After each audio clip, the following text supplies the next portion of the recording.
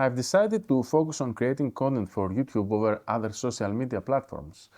While some of those platforms are fascinating, I don't have unlimited time to manage everything. Sure, I'd love to post Instagram Reels 3 times a week and upload to Facebook daily. But since that's not feasible, all my energy goes into YouTube. Whatever time I have left, I dedicate to X, formerly known as Twitter. Besides, by studying other successful YouTubers, I have noticed a common trend. If I manage to grow on YouTube, growth on other platforms will naturally follow. That said, as much as I enjoy making videos on YouTube, my ultimate goal lies elsewhere. That goal is my personal blog. YouTube is my primary platform when it comes to social media. 20 years ago, I was thrilled by writing, and honestly, I still am. But ever since I uploaded my first video on YouTube, I have fallen in love with video creation. They say a picture is worth 1,000 words, so imagine how many words a video is worth. The more I worked with video and saw filmmakers share their knowledge, the more I wanted to create better videos. The potential for improvement in video creation is limitless. On the other hand, writing is more personal. It's a way for me to express my true self. With video, I have the freedom to be creative while staying authentic. A few years ago, I read that video would dominate the internet, and by 2019, I decided to focus entirely on YouTube. I began creating long-form, evergreen content to generate traffic over time. Of course, I wasn't always consistent. However, every time I finished a video, I made sure to embed it on my blog. Sometimes I would write an article using the video script as the text. Other times, the video would serve as a supporting piece for a story I was telling in an article. One way or another, I always tried to integrate my videos into my blog. At the same time, I tried to guide my followers from other social media platforms to my YouTube videos. YouTube became my cornerstone content, directing anyone who knew me back to the platform. Now, in 2025, I truly believe YouTube can be the top driver of traffic to my blog. And recently, I have seen proof of this. Ever since my second YouTube channel was monetized, traffic to my Greek blog has increased significantly, as that channel is in Greek.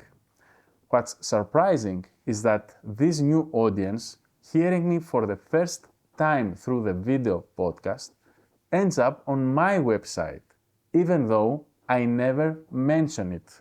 What's even more impressive is that my blog isn't linked in the channel description. So how do they find it? Well, they visit my Instagram from the YouTube channel and then click the link in my bio to reach my blog. Even though there are so many steps, they still do it. And the funny part, promoting my Greek blog was never my goal for that channel. It just happens automatically. And while they are at it, they follow me on Instagram, even though I'm barely active there. I'm not entirely surprised this happens. I noticed this logic years ago while watching Casey Neistat's daily vlogs. Like millions of others, I tuned in daily. Casey didn't have time to focus on other social media platforms. Every now and then he would post a random photo on Instagram, usually with friends, family, or other people. The only mention of Instagram in his vlogs was at the end, where one side of the screen said subscribe and the other said find me on Instagram. Even with this minimal effort, Casey grew his Instagram following to over 3 million. He didn't post daily photos, create carousels, or dive into reels. YouTube was always his primary platform, as he said repeatedly. Yet, so many people follow him on Instagram, TikTok, and X. Casey has even said X remains the best platform, a sentiment I agree with. While I truly love YouTube, X is the most fun social network for me to use. It's probably because of how easy it is. Creating a 10-minute video is one thing, but writing a 50-word post is another. X offers immediacy. You can post something the moment it happens. There's no easier or faster way to share your thoughts or information than on X. That's why X is the only platform where I have been consistently active for over a decade. So after YouTube, X is my second choice when I want to share something immediately. YouTube is for long-form content. X is for microblogging and quick thoughts. Since these two platforms are the ones I enjoy the most, they are also the only ones I pay for. I have had the YouTube Premium subscription for years. As a video consumer, I didn't want to waste time on ads, and I didn't want my daughter seeing ads while watching kids' shows. Plus, my wife loves music, so as a family, YouTube Premium just made sense as you get access to YouTube Music. It just made sense to become a premium subscriber for so many reasons. It was great value for money.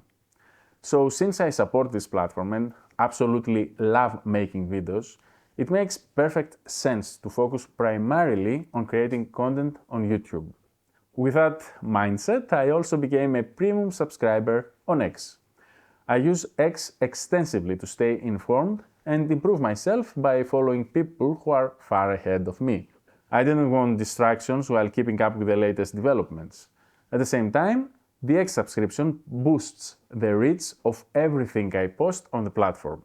That gave me yet another incentive to continue creating content there. It's only logical that whenever I have a thought, my first instinct is to share it on X, knowing my reach will be maximized because I'm already paying for it, even though that wasn't the primary reason I subscribed.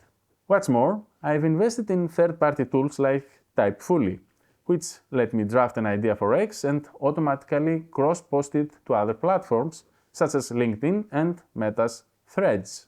Now, compare all this with creating content for Meta's platforms, Instagram and Facebook.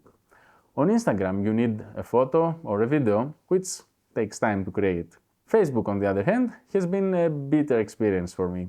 It's the only platform that ever shut down one of my accounts, which had thousands of followers. On top of that, I don't really use these platforms. I occasionally check Instagram, mainly to see what creators I already follow on YouTube are posting. So it doesn't make much sense for me to invest effort into publishing content there. I firmly believe you should create content on platforms you consume yourself. That way, you know how the platform works and what resonates with the audience there. Since I don't use Facebook, it's natural that I wouldn't know the best strategy to grow an account there, even though it's the platform with the largest user base.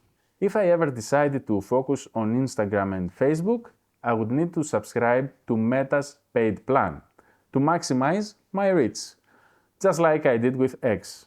If I'm already putting in the work, why not get the best possible results? However, since I see the most value and potential in YouTube and secondarily in X, it makes sense to focus only on these two platforms, especially on YouTube, which I truly enjoy and where there's a tangible reward through monetization.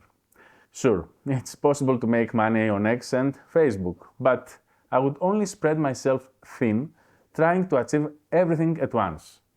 As I have said before, if I succeed on YouTube, everything else will follow.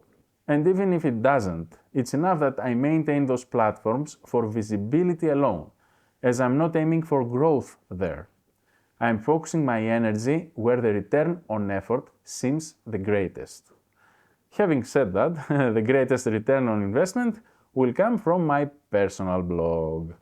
That's why my blog is the centerpiece of my entire content strategy. Unlike social media platforms, my blog is 100% under my control.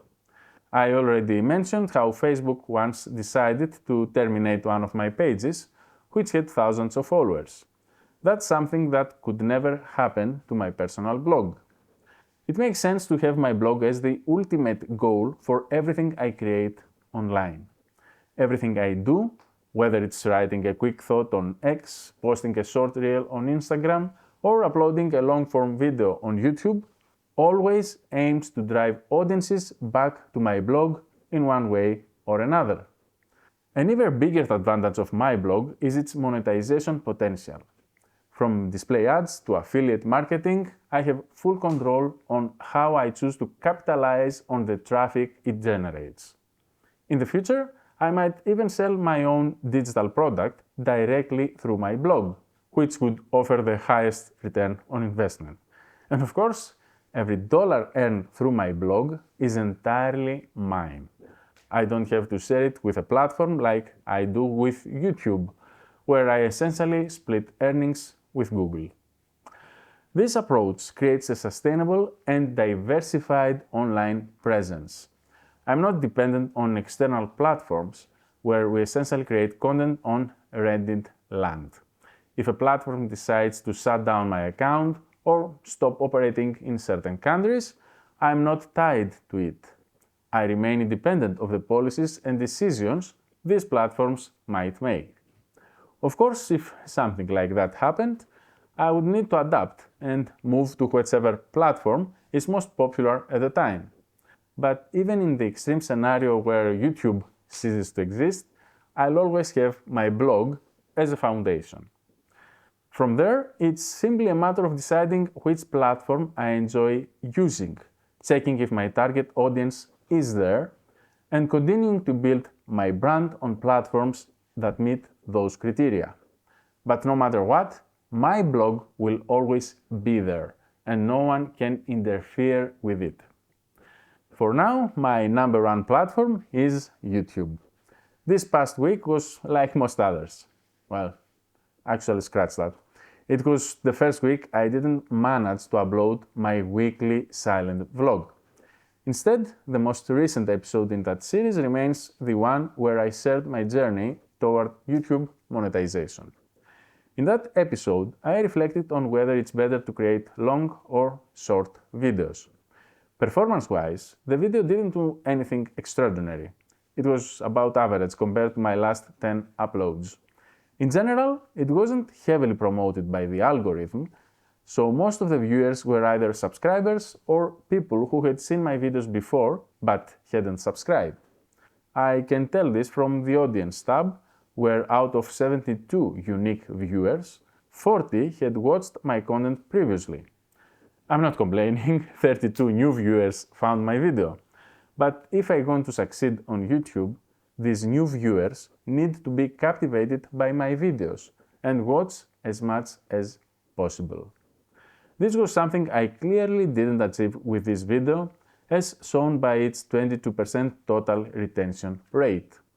Additionally, the like to dislike ratio was relatively low, meaning I didn't deliver what viewers were expecting or wanted to see.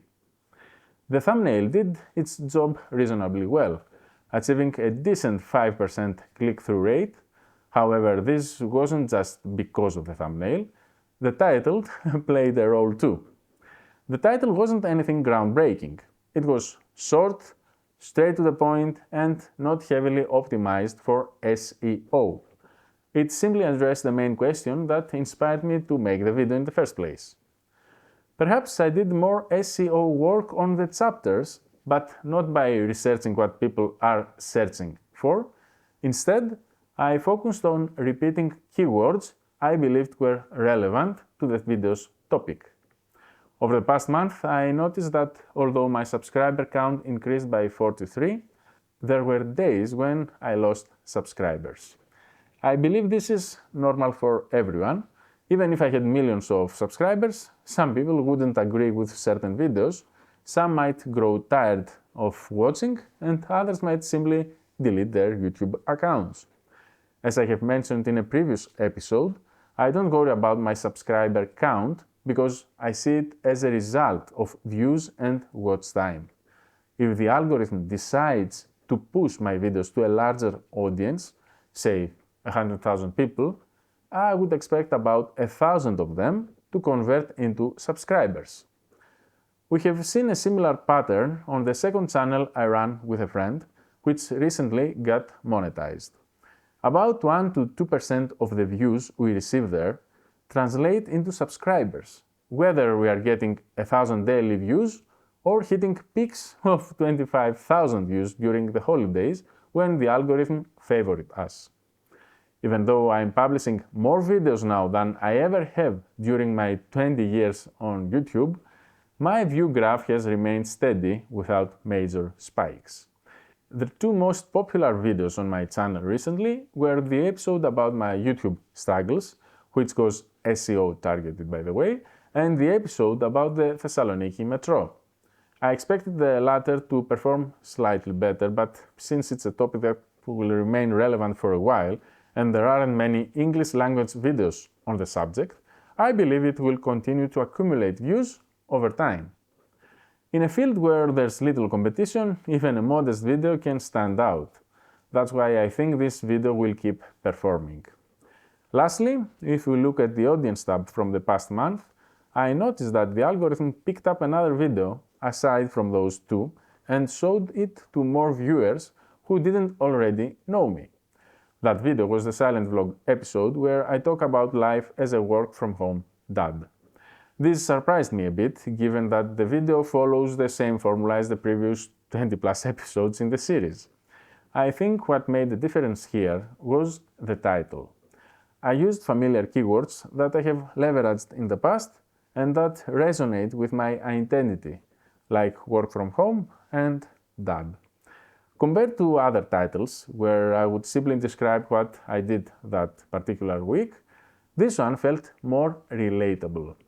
I believe it attracted other dads or people working from home who wanted to see how someone like them lives day to day. I'll keep that in mind for future episodes in the series. Closing this weekly update, I'm now approaching half of the 4,000 public watch hours required to monetize my channel.